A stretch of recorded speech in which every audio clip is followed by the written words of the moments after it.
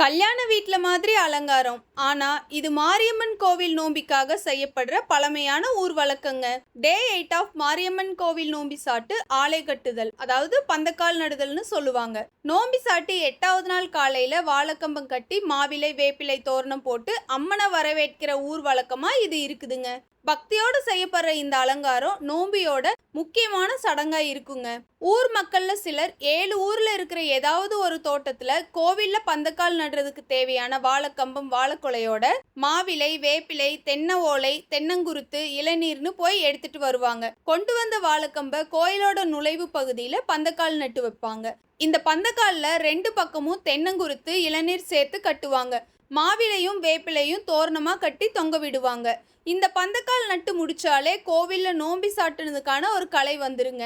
அம்மனுக்கு சாட்டின நோம்பியை நிறைவேற்றும் பக்தியோட அடையாளம் தாங்க இது.